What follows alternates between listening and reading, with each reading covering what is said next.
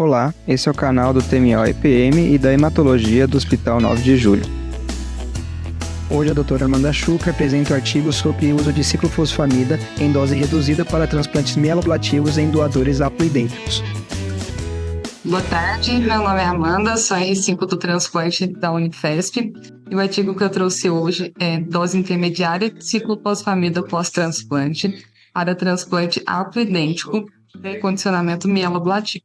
Então, como introdução, eu trouxe alguns conceitos básicos para entender de onde a gente está partindo e aonde a gente quer chegar. Então, por definição, um transplante haploidêntico é o transplante entre pacientes que compartilham apenas um haplótipo de HLA com seu doador aparentado, enquanto o outro haplótipo não é compartilhado. A ciclofosfamida é uma quimioterapia convencional, é um agente alquilante que ele se liga de forma irreversível às bases de DNA, impedindo que a fita se replique. E como que funciona essa quimioterapia no momento do transplante? Quando a gente tem a infusão de células-tronco do doador, que é haploidêntico, a gente tem uma resposta imune com proliferação de linfócitos T aloreativos, CD8 positivos, muito exacerbada, principalmente nos primeiros dias pós-transplante, enquanto a proliferação de linfócitos T, CD4 e T de memória é mais lenta e ocorre de forma mais gradual.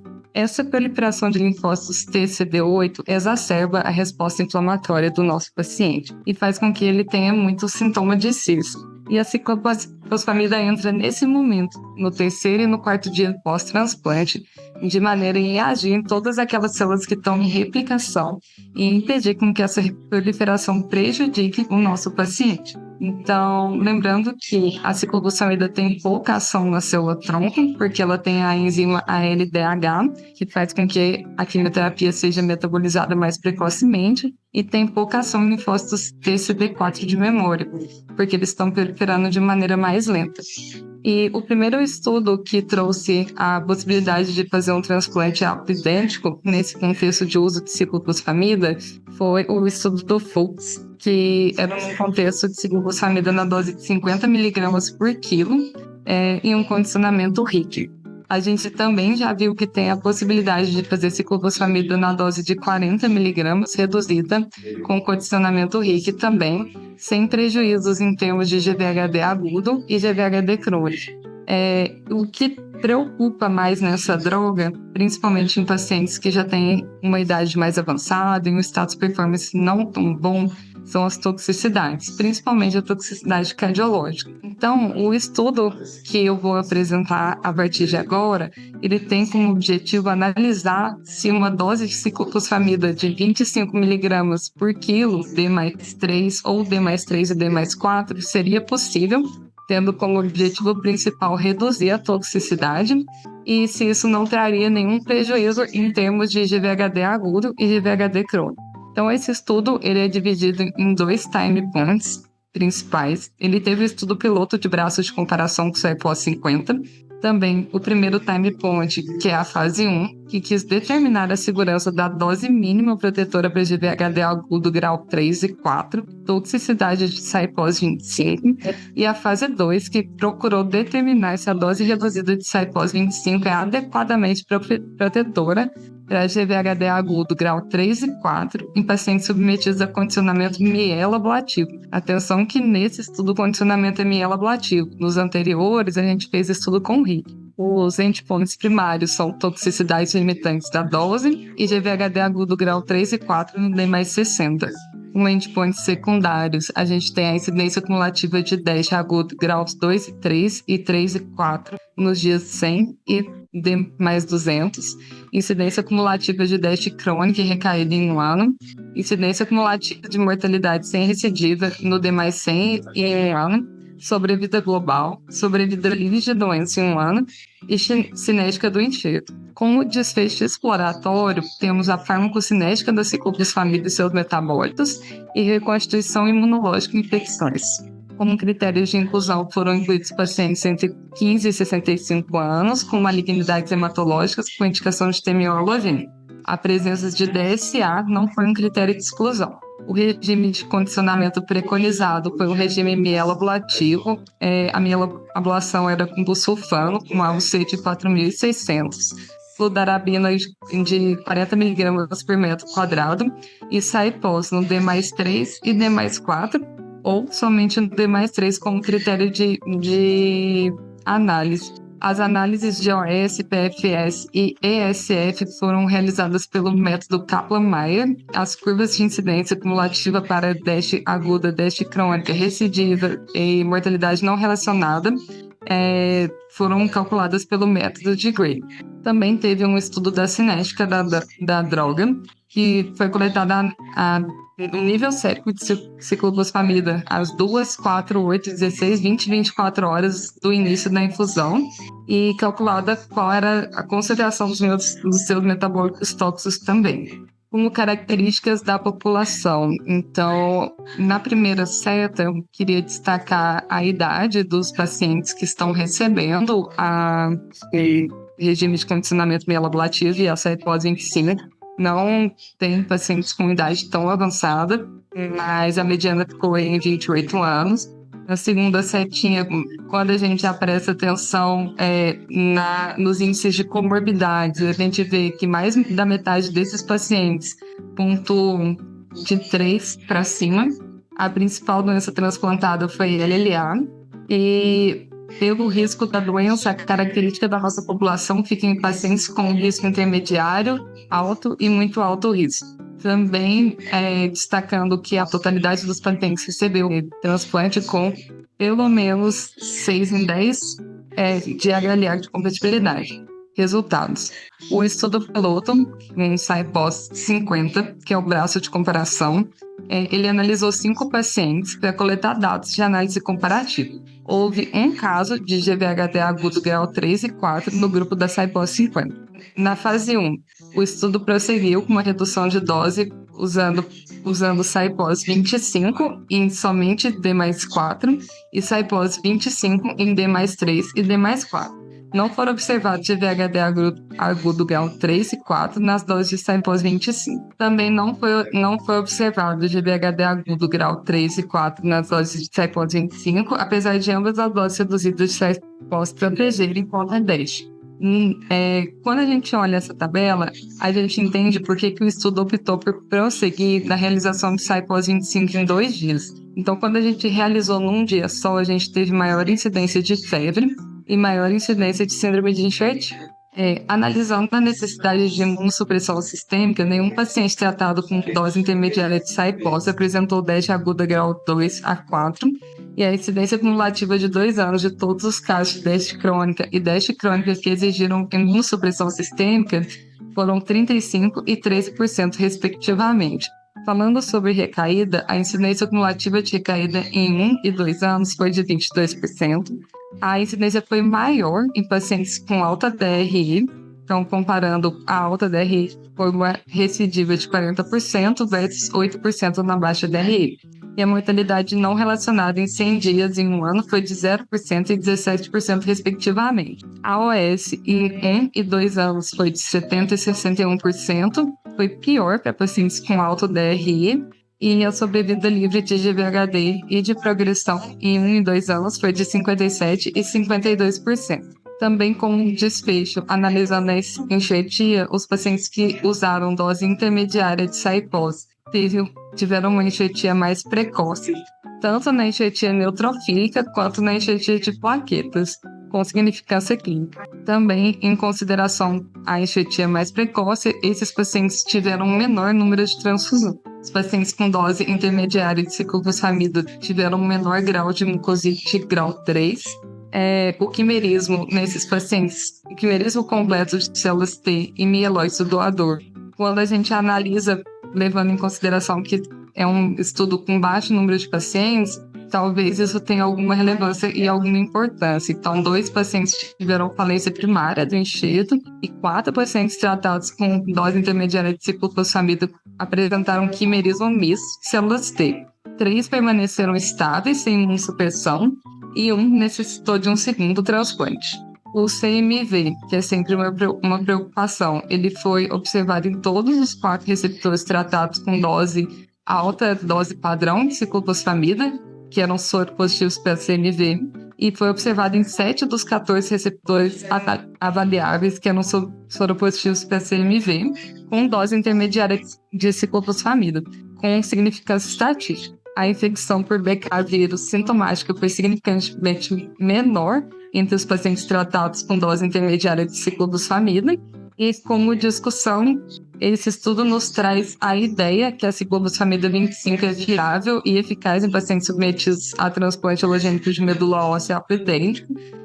Como seu desfecho primário, ela manteve um excelente controle de DEST aguda e as taxas de DEST crônica foram semelhantes às observadas nos estudos de transplante mieloablativo usando alta dose de Cyphos, e a dose de 25, a dose intermediária, foi superior em tempo de enxertia, número de transfusões, controle de infecções por BK e controle de infecção por BK vírus sintomático.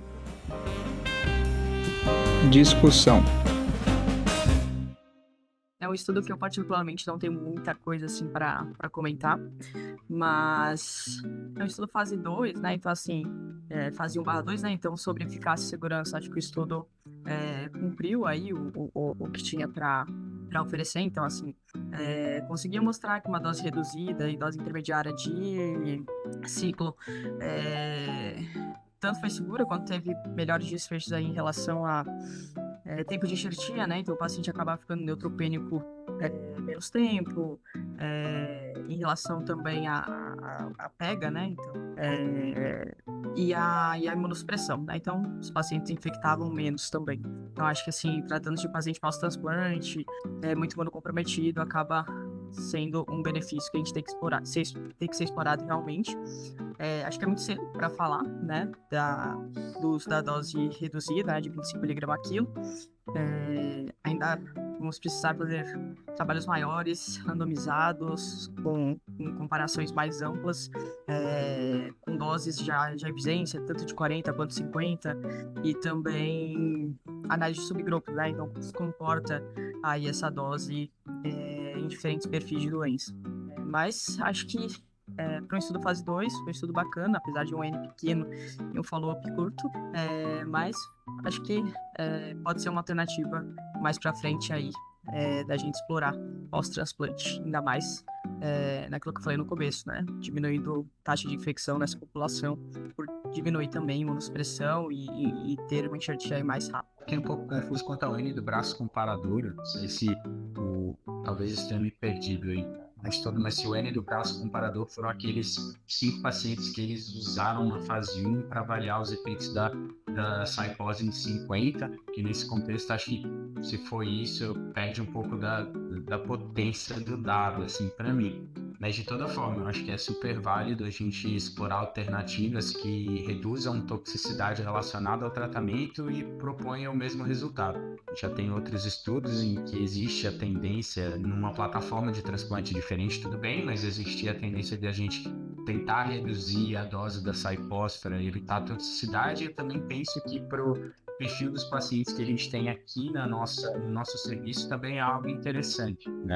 Nosso N de pacientes de idade avançada não é pequeno, então não é absurdo a gente pensar que esse pessoal chegue já no transplante com algum grau de comprometimento cardiovascular. Então, assim, sabendo que a ciclofosfamida é uma medicação que pode ter um grau de cardiotoxicidade, eu acho que é uma abordagem super válida. Também queria comentar que esqueci o que eu queria comentar, pera que tá vindo. Eu acho que a ideia principal era essa, acho que a Gabi falou bem nesse contexto. Outra coisa que eu achei interessante foi a forma como eles desenvolveram o estudo, em fase 1, levando a fase 2 logo em seguida e avaliando o desfecho que você tem como fazer estudos prospectivos e comparativos, né?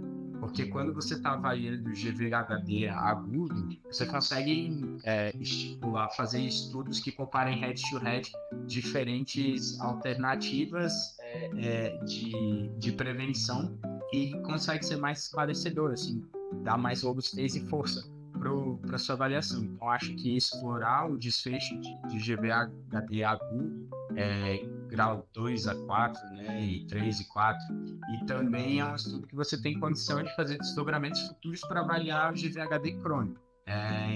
Então, sim, para mim, o desfecho, a escolha do desfecho do estudo foi uma escolha bem interessante também.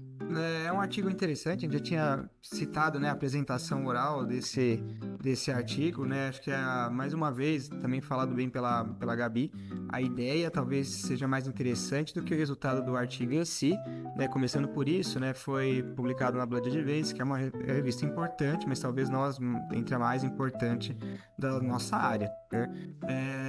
Em relação, então, ao que levou ao estudo, né, achei interessante, porque é uma pergunta que a gente quer. A gente sabe que a plataforma, a gente sabe, eu já vou entrar nesse meandro, né, que essa plataforma SciPos é interessante, tem umas toxicidades, né? A gente sabe que ela é boa para, principalmente com mismatch de HLA, mas aí vem a pergunta, será que eu posso manter minha eficácia, né? E reduzir toxicidade? Então já tem alguns estudos, né? A gente sempre fala do SciPos 40, e aí reduzir aí tanto dia, né? Para fazer apenas um dia, com uma dose menor, né? Ou fazer uma dose menor em 2 dias, né?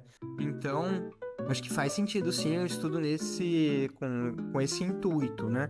E ele pega, né, um paciente que tenha um risco aí, né? Porque tem um paciente que fez condicionamento mieloablativo, então um risco maior. Então, o estudo é interessante, assim, eu acho que ele abre portas, né, para um estudo maior. Eu acho que é isso. Eu acho que dá, mais uma vez, um sinal verde para seguir aí, né, com essa dose de 25 2 dias, tá? Parece que 25 um dia, a gente já tinha isso, não vale a pena seguir, mas 25 2 dias tá bom, né? Aí entre 25, 40, né, qual que é o switch point aí, né? A gente não sabe ainda, né? Outro ponto interessante, ele, né, que coloca infecções que a gente está acostumado, como CMV e infecções, né, de cistite, como BK vírus. Achei interessante ele pontuar isso, e tanto a Amanda pontuar na apresentação. Mas é mais do que isso, né? Como eu falei, o SciPos ainda, o clássico de 50, ainda está sendo discutido, né? Então acabou de ter, né, 2 artigos publicados, um no New England, né? Que foi a apresentação no IRA do grupo australiano, e outro no JCO, né? Colocando a questão dos mismatch, o poder dos SciPos, mas, né, a comunidade está aceitando cada vez mais SciPos, né? Então, dados do mieloablativo e tal, e aí tem na outra ponta, né, alguns grupos já pegando esse SciPos e reduzindo, mas acho que a comunidade como um todo anda um pouco mais devagar em relação a isso, né? Bom, poucos pacientes, eu tinha falado também, deixa eu ver se eu tenho mais alguma coisa, não foi randomizado, né? Então é um controle histórico até, acho que foi isso que o Rafa falou, né? Do GVHD crônico, concordo com ele. Acho que eu falei, né, do risco que não é medula, né, sangue periférico seria um risco maior também.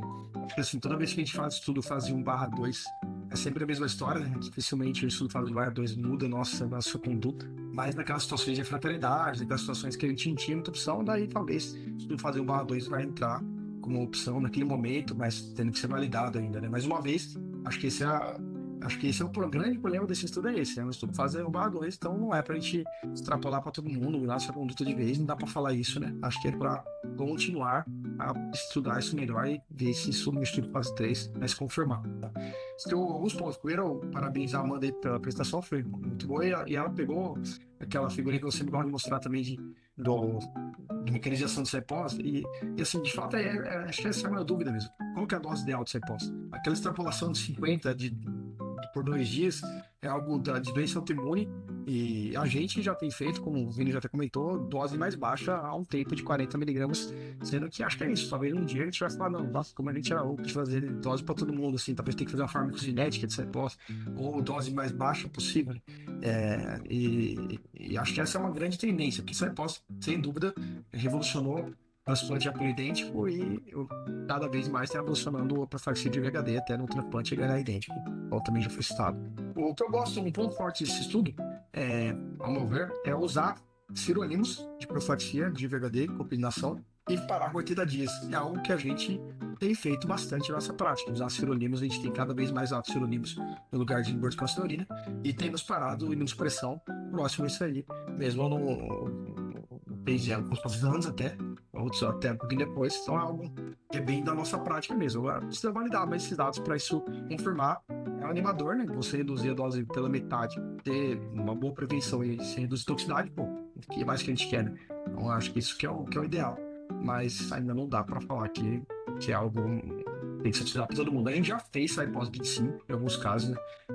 Teve um caso que o paciente tinha disfunção cardíaca, ele teve GVHD agudo grau 3, se não me engano, foi o do Chico até lá, mas foi tranquilo, foi corte sensível, respondeu bem, tá bem até hoje.